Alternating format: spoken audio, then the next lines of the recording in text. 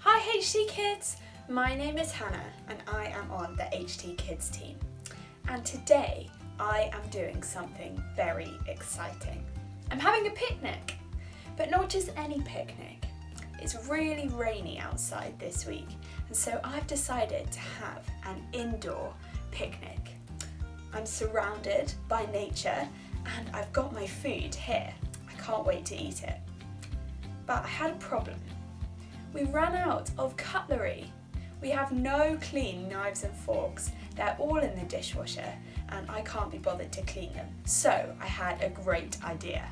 I found some alternative cutlery. My garden fork and this foam sword. I mean, what could go wrong? Okay, let me try and eat my food.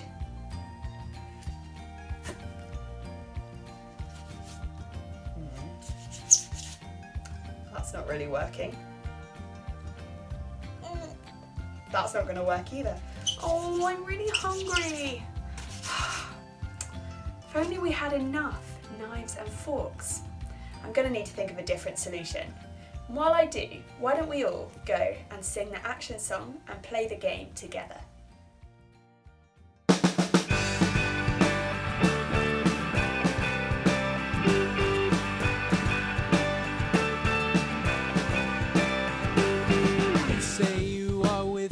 Every hour and day, I know it's true. You say you will stay the same for now and always, I know it's true.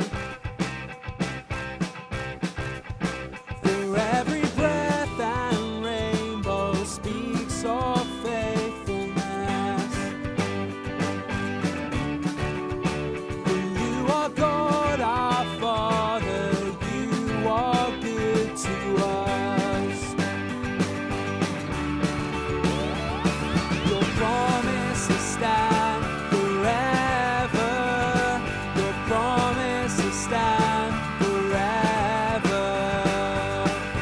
Celebrate because your word is true. Yes, you'll never break your promises.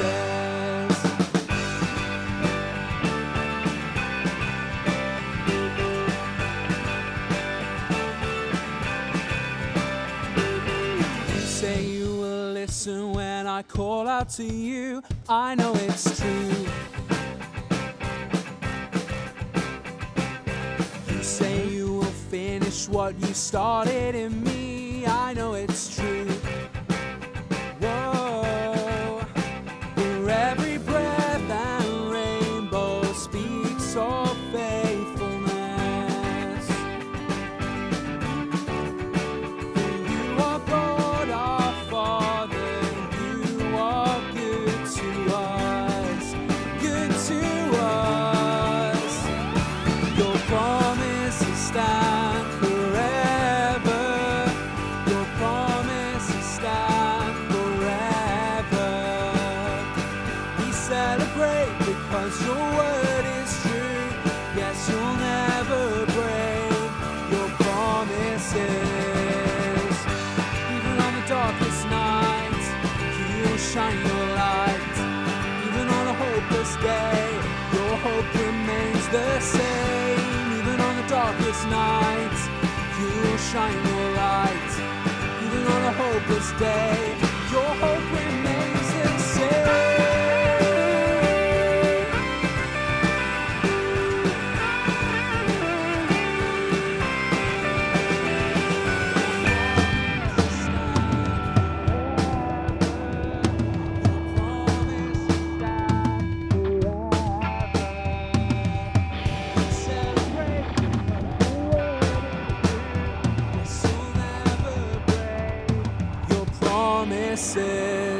Your promises stand forever. Your promises stand forever. We celebrate because your word is true. Yes, you'll never break your promises. Yes, you'll never break your promises. Yes, you'll never break your promises. Hello, hello, hello. Chief Inspector Hans Cuff here. Great work with that action song, everybody. You guys did a brilliant job. And now it's time for a bit of a game.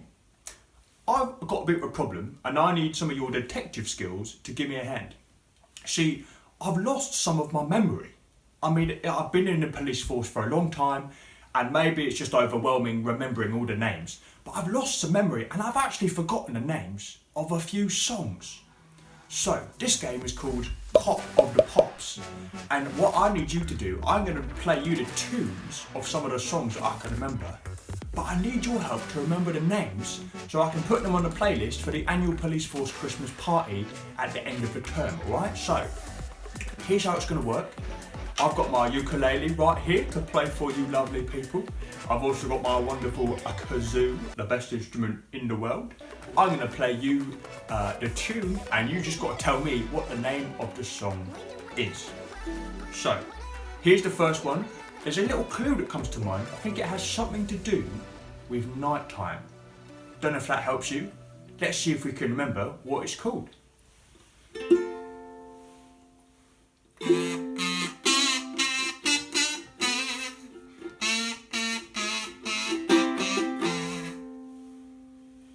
Can anyone remember? Tell me, can you remember the name of that song?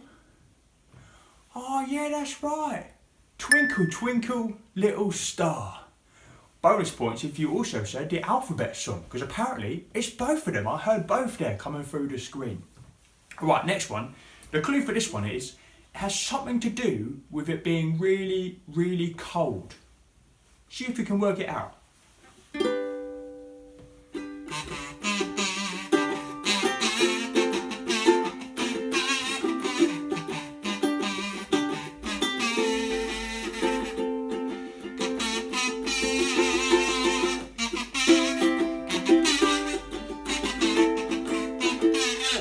I'm getting a bit carried away there.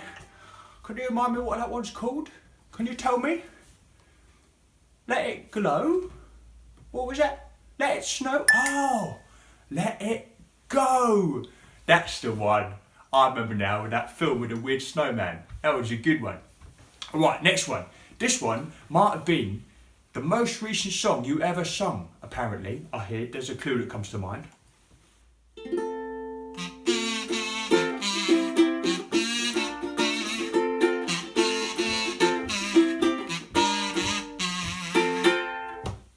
There's definitely normally some clapping in that one as well. Can you remember what it's called? That's right, Promises. Ah, with the rainbows and the clapping, what a lovely song that is. Right, last one. This one is a little bit older. I remember it's from a film, and see if you can remember how it goes.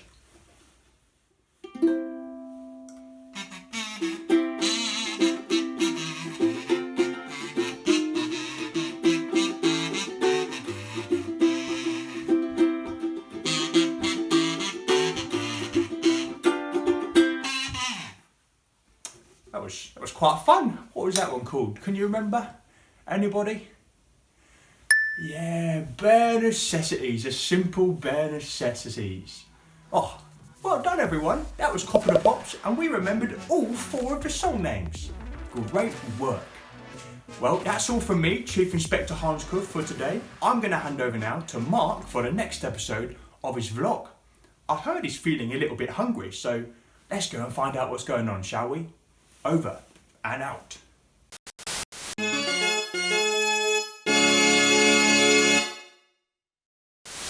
Hi guys, my name's Mark and welcome to the channel. What a day it's been. So I saw a flyer this morning and has decided to head out to the field to hear Jesus speak and hopefully take some great photos. But it was so busy. People kept getting in the way. I'm hungry now too. What I really need is a bacon roll. Are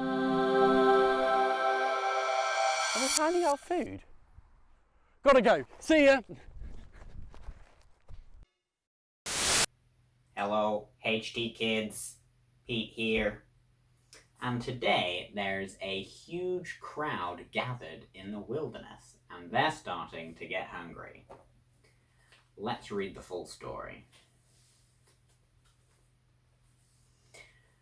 The disciples are tired.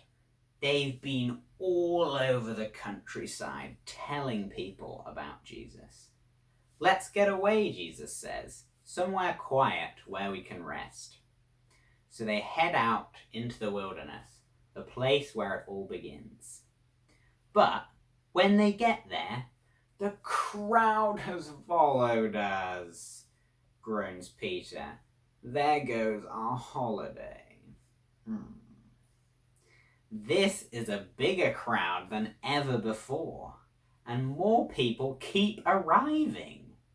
Soon there is a very big problem. It's evening and everyone is hungry, but nothing grows here. It's the wilderness after all. And the disciples only brought 5 loaves and 2 fish with them. Perfect, growls Peter. He gets grumpy when he's hungry. That's 1 crumb for everyone then. Jesus takes the bread and the fish without a word.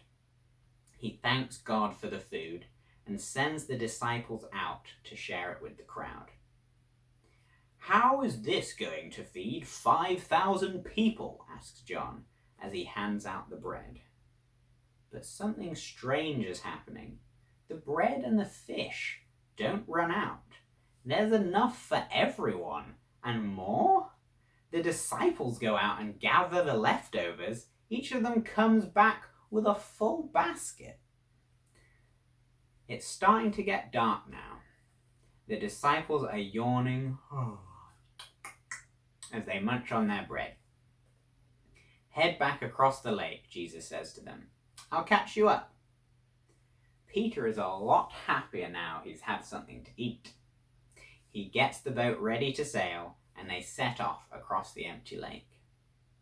At midnight, though, they're still rowing, and are only halfway across the lake.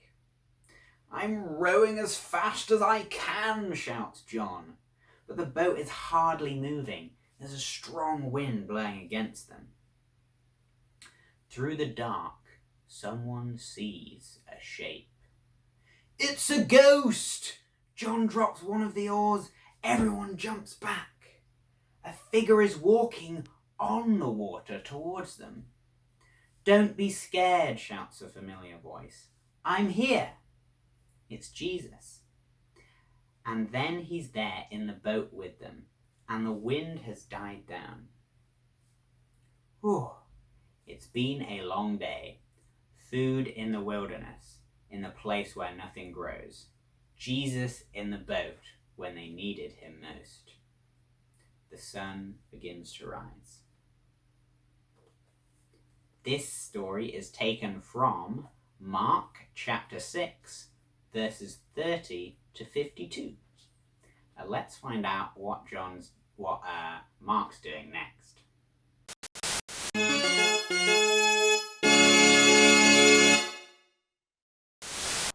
Oh, I ate way too much food.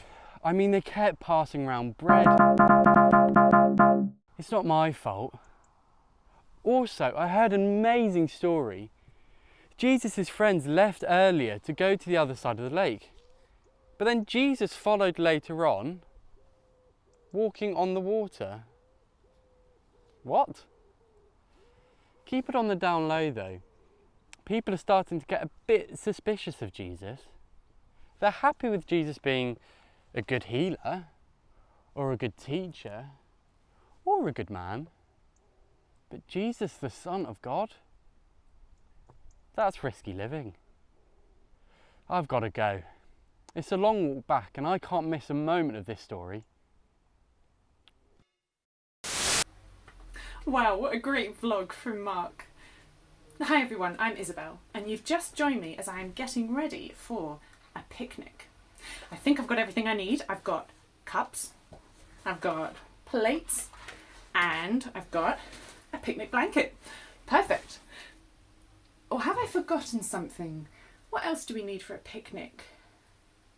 Oh, the food! Oh no, we can't have a picnic without any food. Then everyone will be hungry. When I'm hungry, sometimes I get a little bit hangry. Has that ever happened to you?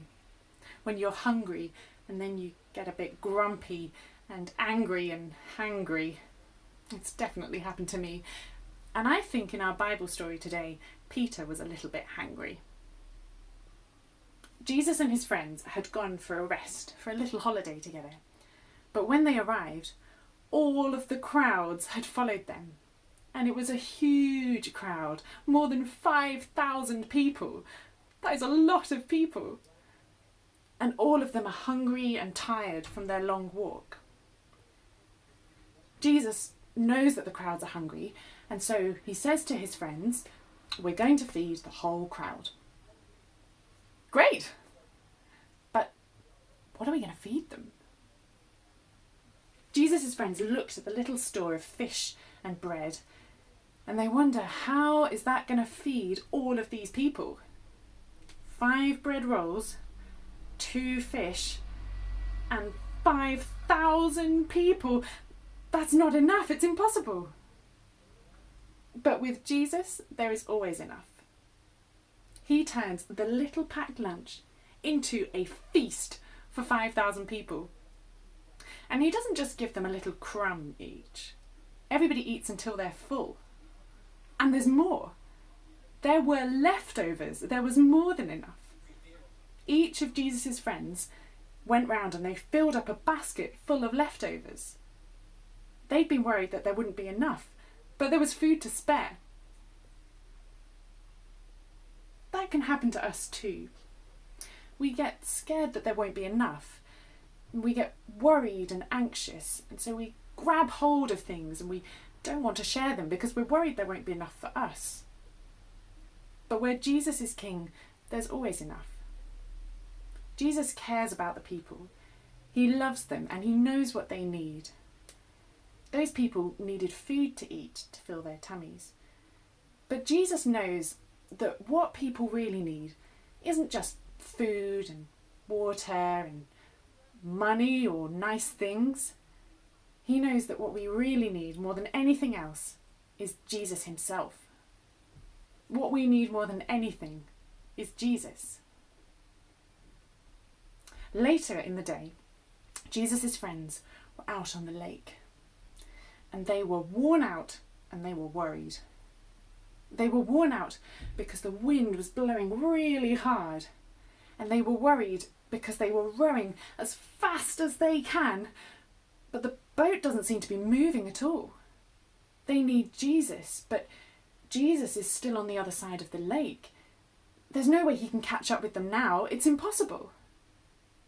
Jesus' friends looked at the wind and the big waves, and they were scared that they were all on their own in this storm battling against the wind. But then they see Jesus, and he's walking towards them on the water. And as soon as he gets into the boat, the wind stops and they can reach the other side of the lake. Jesus doesn't just walk on the water to show off how powerful he is. He does it because he knows that his friends need him. And now, for the first time, they're starting to realise Jesus hasn't just come to fill their tummies with food or to stop scary storms. He's come to give them what they really need. He's come to give them himself. When we know Jesus, we have the best thing in the world. When we know Jesus, we can ask him to help us. And things that look impossible for us are not impossible for Jesus. Now I'm going to hand back to Hannah, and we're going to hear an interview with somebody who used to be at HT, who has a really great story about how God provided for her. Hello, Ellie. It's so nice to see you. Can you introduce yourself and tell us at HT Kids why we might recognise you? Well, hello HT Kids, it's great to be with you. My name is Ellie Huggins, and you might recognise me because exactly a year ago I left HT, having worked there for 6 years, and we now live in Bristol, and I am training to be a vicar here. So that is what I'm up to now. But it's really Amazing. good to be with you. Oh, so good to have you. So we have been looking today, Ellie, at how Jesus did a miracle to provide food for people who are hungry, and then how he walked on water. And these were amazing miracles. And you have a story of God doing a miracle involving food in your life too. So can you tell us this story? Oh, yes, I can. I love telling this story. So a few years ago in 2014, when I was the student pastor, we took a whole bunch of students to a big old house in Norfolk, and we were having a wonderful weekend together. And there was a fantastic team of people that were cooking for us over the weekend. And we'd had an evening meeting, and I had gone in to check how things were going in the kitchen, and was told that all was going well and that there was going to be plenty of food to go round. And so we left the cooks to it, and then dinner was called and everybody queued up. And there was a huge queue going out of the dining room, but there was huge pots of food. So we were pretty confident that there would be enough to go round. But I'd put myself kind of towards the back of the queue. And as I kind of usually did, I just wanted to go and check that there was enough for everybody as the queue was going down. And I noticed that the big, huge pot, which had been full, was looking rather empty, and there was a big queue behind me. So I was beginning to worry that there wouldn't be enough food for all these hungry students. So I spoke to this lovely guy who was a student called Josiah, and Josiah assured me that it would be okay and that God would provide. And I didn't really have much faith or much confidence that this food was going to be enough for everybody. So I walked away and I paced around the dining room looking at how much food had been given out, and I went and was worrying on my own. And then I came back, and Josiah kind of put his arm around me and he said, "Don't worry, Ellie, I'm praying as I'm giving it out, and God is going to provide." And he was so sure and so confident, even though I had very little faith. But the amazing thing was that as the queue went down and as people were taking their meals, it didn't seem like the pot was getting any emptier. So there was more than enough couscous, there was more than enough mango chicken, and every single student was fed. And I could not believe it, because when we got to the end of the line, they had to call seconds because there was more food left over. It was an amazing miracle of God providing, and a real lesson to me of how even when things seem impossible, like that pot of food was running out, there was no way there was going to be enough, but somehow God multiplied the mango chicken so that every single student didn't just have one portion, but if they wanted, they could have two. And I learned a lot from my friend Josiah about trusting God and trusting that he is a God of miracles, even when things seem humanly impossible. So yes, it was a very special day for me, and one I'll never forget. Wow, that is amazing. And that's so like our story today, where God makes the food multiply and then there are leftovers at the end. So that's awesome. I love that.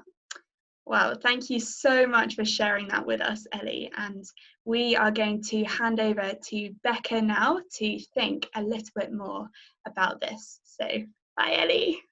Bye. Thanks, Hannah and Ellie. Wasn't that an amazing story of God's provision? Isn't it incredible how God always provides for us what we need? Earlier on, Hannah didn't have enough cutlery, but the disciples had an even bigger problem. They didn't have enough food, but God provided the food that they needed. Jesus always provides what we need. When the disciples were scared in the storm, he gave them what they needed, himself. He walked across the water to be with them. We're going to pray now and ask God to provide for us this week.